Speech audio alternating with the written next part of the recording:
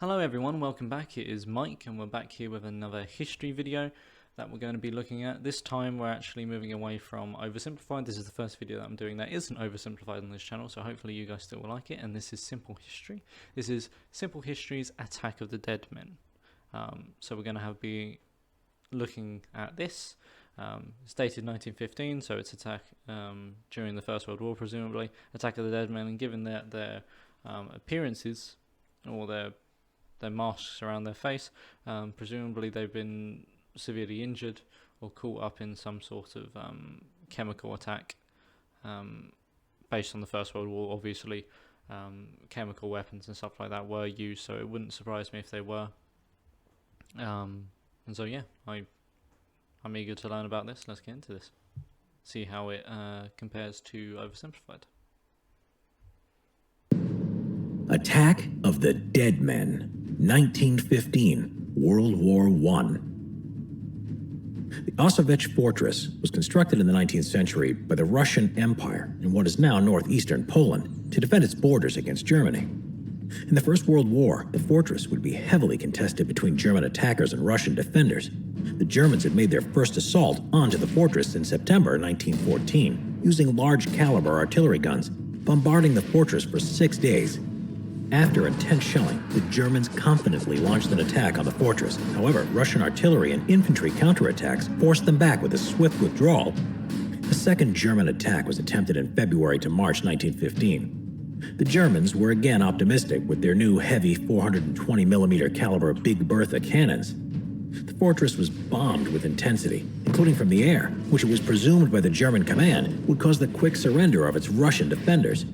The Russian command also had a similar notion and ordered that the fortress be held for just 48 hours after the evacuation. Remarkably, even with massive damage to the fortress and high Russian casualties, it would be held for months, and the Russian artillery bombardment forced the German guns to again pull back.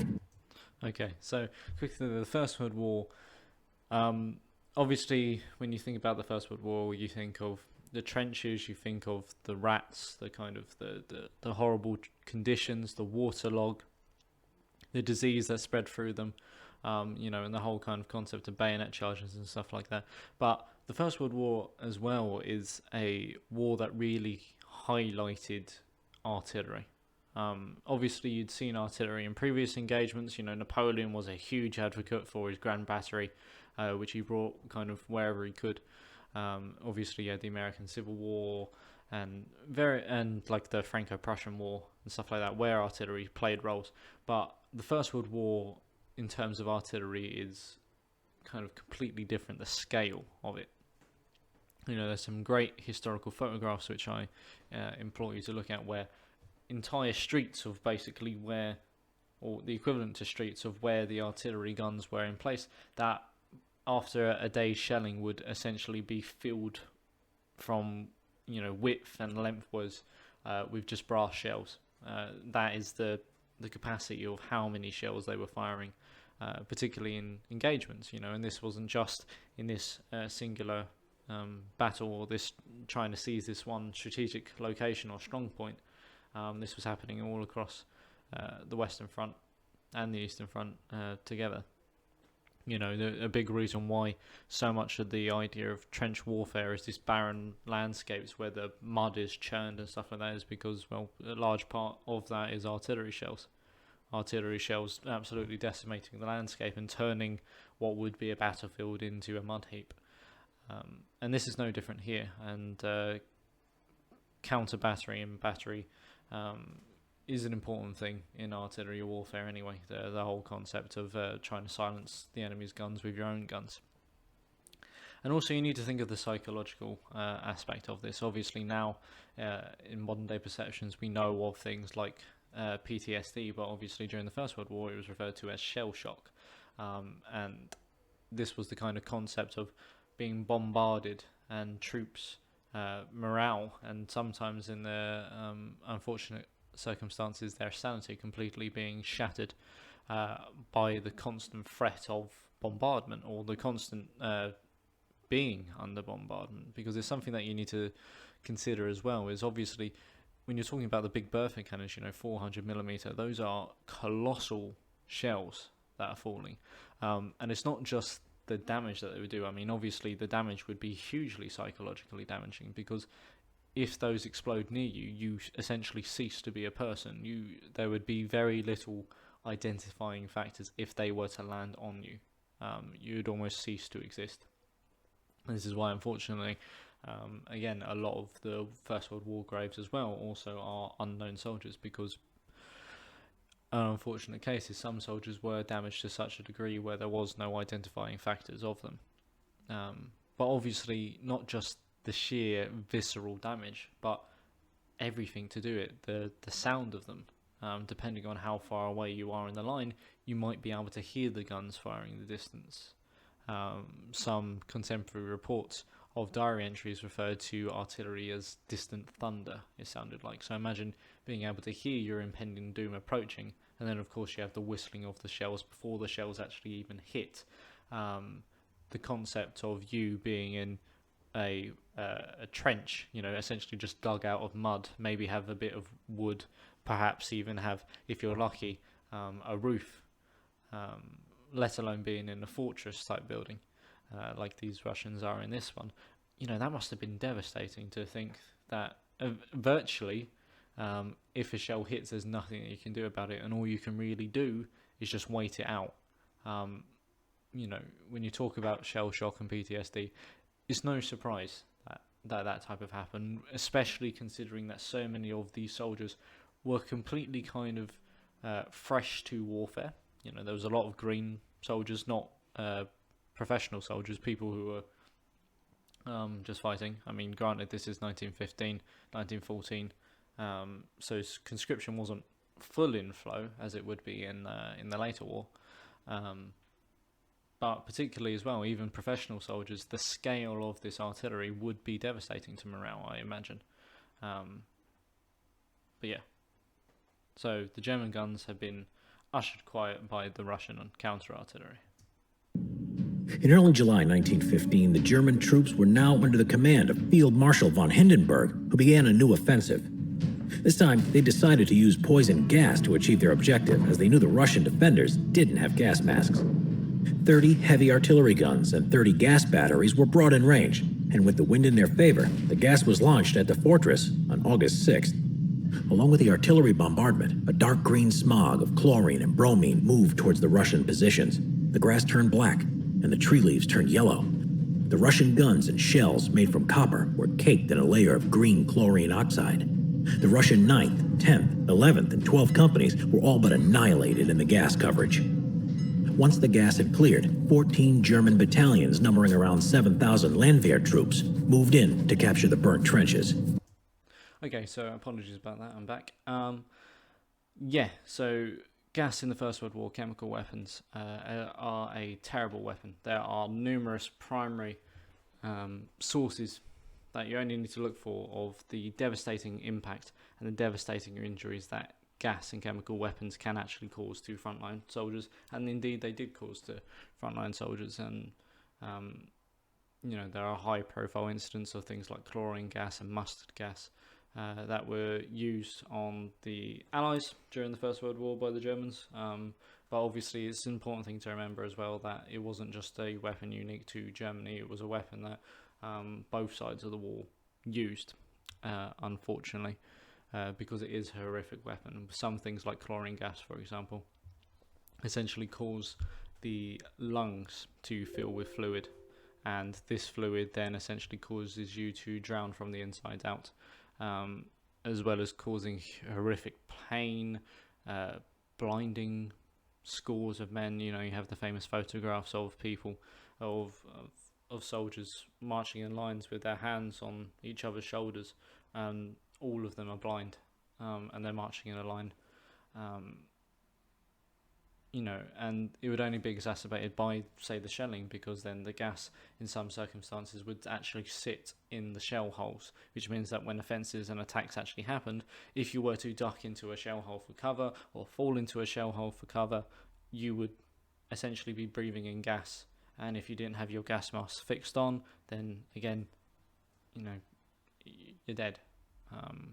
It's a horrific weapon, and there's a good reason why it is banned, or at least it's supposed to be banned. But again, if you have the opportunity to go to France or Belgium, there are numerous museum exhibits that show in quite graphic detail the extent of chemical weapons that they used.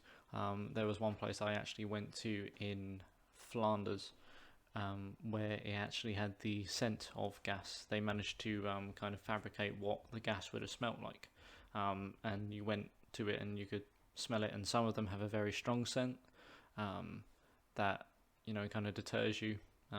This kind of sickly smell, and others, and this is the more worrying thing, some of the other types of gas that was used during the First World War that they've managed to manufacture what they smelt like actually don't have any sort of smell or recollection, and that's the thing that's all more terrifying in a sense, because artillery and stuff like that, as I mentioned, how terrifying that would be. Being able to hear it coming, I think the thing that would be even more terrifying is being used. Is your enemies using weapons that you can't even see or you don't know that's coming, and yet can kill you in an instant. That must have been horrific for morale. But let's get into this.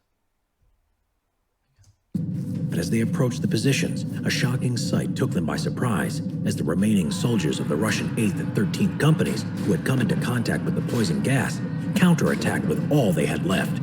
These troops attacked the Germans with their bayonets, showing signs of chemical burns on their faces, with their bodies wrapped up in rags, spitting out blood and pieces of their lungs. The sight was so terrifying to the approaching German troops that they went into a panic, retreating back to their own positions and trampling over each other while falling onto their own barbed wire. The Russian forces then returned rifle fire and killed many of the retreating Germans with artillery. 2 weeks later, the remaining Russian survivors of the Osovich fortress evacuated. The newspapers would later call this the attack of the dead men. A huge thank you. Attack. Okay, so that's the end of that video. But again, just briefly, I mean, morale plays a huge part in combat, historically speaking. Especially when you go back to kind of the more classical, ancient and medieval kind of warfares. There's a common misconception that a lot of casualties actually happened during the fighting, whereas when you're going back to the kind of more hand-to-hand combat, not necessarily in Napoleonic Wars, but before that, there's a common misconception that most of the casualties came through in the actual fighting, whereas the reality, a huge amount of the casualties actually came in the rout once an army had broken, and order and discipline had kind of gone out the window, because then they're vulnerable. And while necessarily that didn't happen, or I mean, I suppose it did happen actually, when you talk about the Germans retreating and then being shot in the back, trampling themselves, being shelled by artillery. I suppose the Germans did take huge casualties once their discipline had broke. But you also need to think about this instance from a German perspective. You had used gas, chemical gas. They had been shelled. You're expecting to essentially just walk over there and find corpses, and yet here you find people who are essentially dead. You find people who should be dead, who have burns, are suffering from gas exposure, which, having seen some of the photographs of gas victims myself, could only been horrific to see those people then get up and fighting against you, especially countercharging. Yeah, it definitely would have been concerning seeing that the dead people that the Germans are supposed to be facing are suddenly up and are out, and not only up and about, but they're also coming at you. I suppose that would be a good reason for them to break. However, yeah, so that's the end of this video. It was interesting. It's one of many, I'm sure, crazy stories that have happened throughout history, and this is one that I didn't know of. So, learned something new. People surviving gas attacks and then countercharging. So I suppose props for them as well for actually being able to do that. Especially after being exposed to gas and coughing up your lungs, literally. But yeah, so this has been a different type of video than what I usually do. It's a bit shorter, rather than me rambling on for about 45 minutes or so. So let me know if you like this kind of different type of video that I'm looking at here. If you'd like me to do some more of these, then I am happy to do so. I have had a quick browse through the channel of Simple History, and there's a bunch of interesting videos that I'd like to have a look at, and also type of videos that talk about like equipment or talk about individuals that, again, some of them I have heard, like I know about Jack Churchill and I know about Seymour Hayhar, but there are also others that I don't necessarily know. And so if those are the types of things that you'd like me to have a look at, then let me know in the comments. Let me know if you kind of like me branching away from oversimplified necessarily and having a look at these other types of history videos. And of course, if there are other types of channels and stuff that you'd like me to have a look at, then let me know. Otherwise, thank you for watching. I hope that you have learned something or have enjoyed my rambling, as I usually do here. And without further ado, I hope that you all stay safe during these times. Please look after yourselves. Please look after your loved ones. And I hope to see you in the next video. Okay? Thank you. Bye-bye.